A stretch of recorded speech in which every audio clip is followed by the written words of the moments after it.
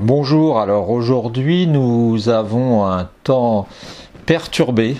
Nous sommes sous les combles et nous entendons la pluie. Là, alors on va faire l'enregistrement parce que mon petit studio se trouve dans une pièce très agréable qu'on appelle le bureau.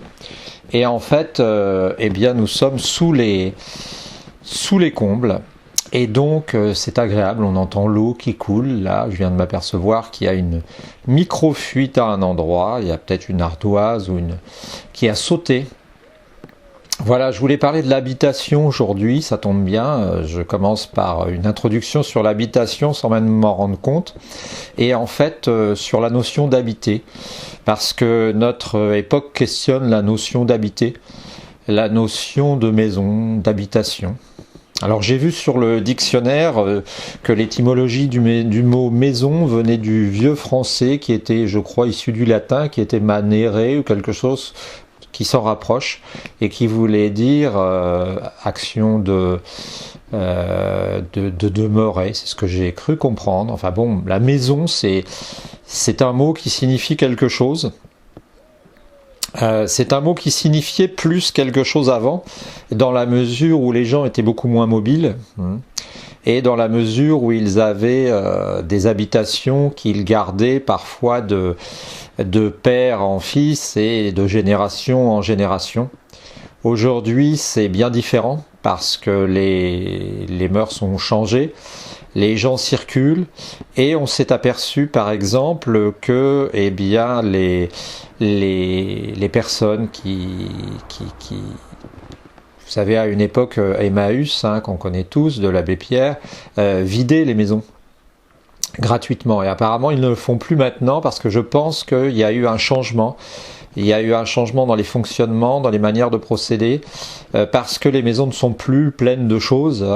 Les maisons commencent à se vider avec les vides-greniers, et puis avec le fait aussi que les enfants, bien maintenant, gardent rarement le matériel, ce qu'avaient les parents.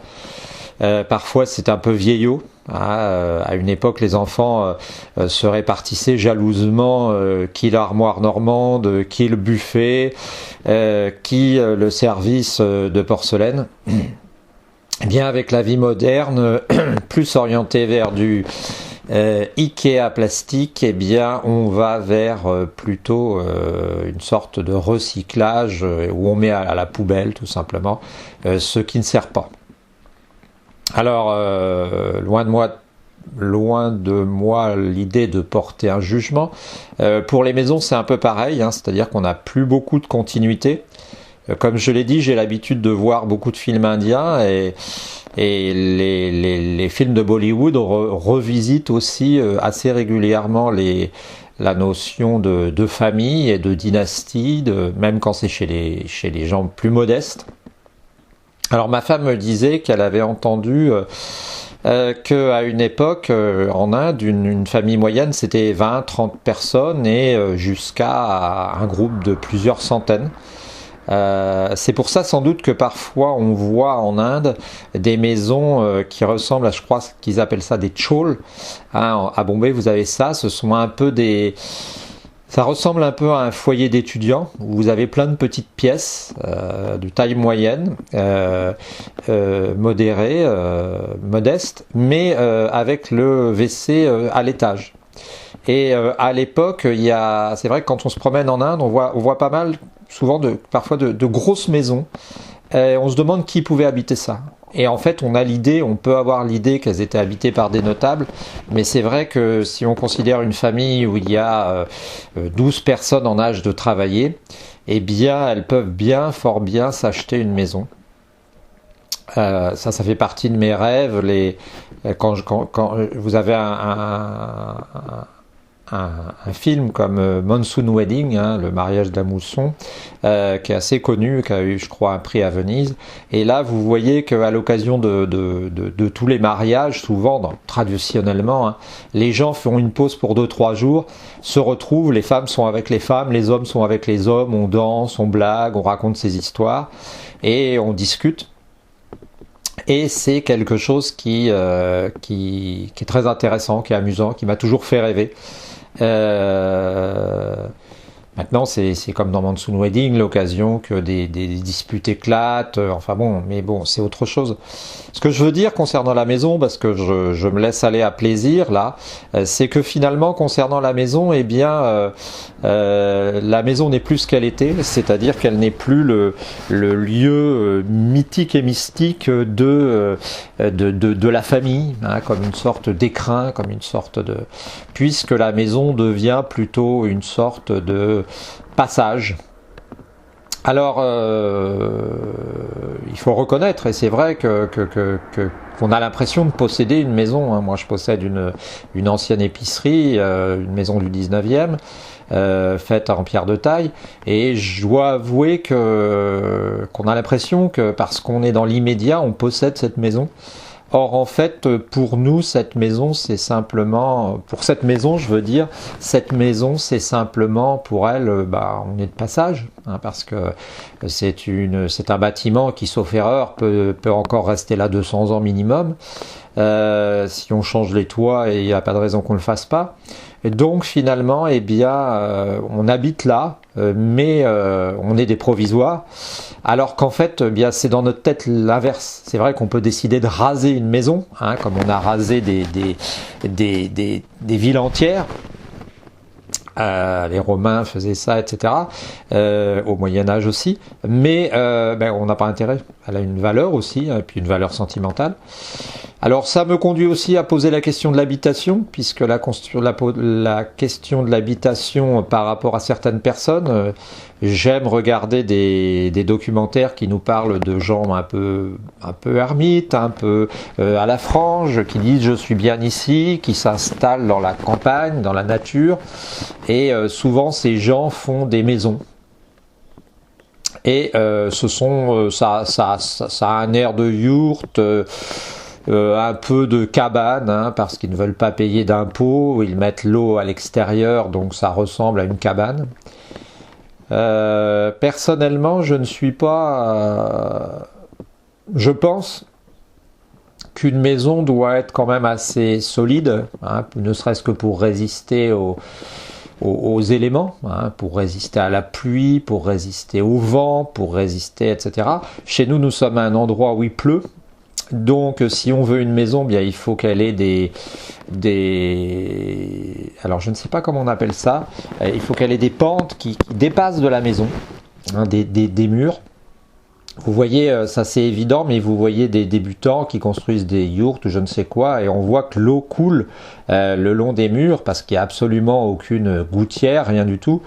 En fait, je pense, et puisque je suis en train de travailler sur un projet d'une maison que j'appellerais, je ne sais pas, Biosphère 3 ou alors Agrosphère 3, qui serait le projet de garder une maison pour une famille, hein, autonome. Je pense qu'il faut se lancer dans quand même quelque chose de sérieux. Avec des matériaux modestes, certes, on peut imaginer d'avoir de la tôle cachée, mais on peut faire quelque chose de sérieux sans que ce soit nécessairement une cabane. Hein, je serais plutôt, moi, pour... Alors je pense que la notion de bioclimatique est importante aussi, hein, c'est-à-dire qu'on est maintenant capable de faire des maisons BBC à un prix relativement correct. La taille de la maison nous interroge aussi. Je dois avouer que quand on a une maison assez grande, et la nôtre n'est pas très grande, mais elle est grande, et nous y sommes deux parce que nos enfants ont grandi, c'est fort agréable de disposer de place, hein, quand on veut s'isoler, quand on veut comme moi avoir un studio, eh bien on a un endroit dans un bout de la maison, hein, où on a besoin de marcher physiquement, pour aller assez loin pour pouvoir être tranquille, hein, à peu près calme, bien qu'il y ait la route, bien qu'il y ait les tôles, hein, un peu avec l'eau, ce sont des tôles transparentes. Hein. Donc voilà, ça interroge beaucoup cette notion de maison. Hein. Je pense que nos ancêtres ont construit par rapport à ce qu'ils avaient, avec du caillou, avec beaucoup de choses. Alors je sais, le chauffage, on n'est pas forcé d'avoir un chauffage nécessairement, on peut vivre à 12, à 13, j'ai fait beaucoup d'essais quand ma femme se rend en Inde régulièrement. J'ai l'occasion de faire des essais et je peux dire que par exemple vivre à 12 ou 13 c'est juste quand même. hein, c'est-à-dire que on s'habitue quand même à son 17, 18, 16, 15. 15 c'est parfait, je pense que 15 c'est pas mal déjà. Et je pense que si on raisonne logiquement, bien si on devait faire une maison, on pourrait la faire de telle manière que bien on n'ait presque pas d'énergie à mettre dedans. Et c'est là-dessus que je m'amuse à plancher tout seul comme ça sur un projet là que je mettrai peut-être sur Tipeee. Mais je suis pas personnellement pour une cabane, hein. Je crois pas. La cabane c'est quelque chose qui dure quelque temps, c'est ponctuel et personnellement je n'y crois pas tellement. Donc je vais essayer de réaliser une sorte de plan d'une maison basique. Alors l'idée aussi ça pourrait être d'échanger sa maison, hein, si on réussissait à par exemple à avoir une maison entre guillemets standard, hein. C'est pas nouveau, mais on peut échanger sa maison si cette maison était par exemple peu consommatrice en énergie, et puis dans ce cas-là, ça éviterait d'aller dépenser. On pourrait faire un échange avec quelqu'un qui voudrait visiter par exemple eh bien, la Normandie ou qui voudrait visiter le sud de la France. Donc ça c'est un moyen de partir longtemps, et puis aussi eh bien, on pourrait imaginer une maison qui serait comme une sorte de petite possession et qui ferait qu'on pourrait l'échanger avec quelqu'un d'autre quand notre statut varie. Ah, par exemple, si on est une famille qui augmente, on pourrait imaginer de changer de maison, de laisser notre petite maison qui sera un capital à quelqu'un d'autre, et nous pendant quelques années de prendre une autre maison, hein, parce qu'en fait on se rend compte que quand on a des enfants on a besoin de place, quand on vieillit, quand on avance en âge dirons-nous, on a besoin de moins de place.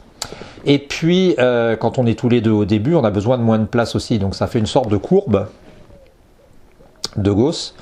Et donc on pourrait imaginer des maisons intermédiaires, hein, tout est à imaginer. Comme je vous le disais, je rêve de traverser la plaine de la Beauce par exemple, et plutôt que d'avoir une plaine vide, eh bien d'avoir des sortes de petits hameaux, un peu comme on voit en Inde, de culture intensive, permaculture entre guillemets, parce que j'aime pas le côté bobo de la permaculture, mais de lopin capable d'assurer à manger pour 4 personnes, avec un peu d'artisanat. Voilà, c'était une petite méditation, humble méditation sur la maison. Je vous invite à réagir et puis à vous abonner et puis à mettre un pouce au cas où vous voudriez nous faire référencer sérieusement par YouTube. Je vous souhaite une bonne journée, et puis vous pouvez toujours aller sous la vidéo pour nous financer et puis aussi recevoir notre newsletter. Je vous souhaite une bonne et belle journée par cette journée pluvieuse.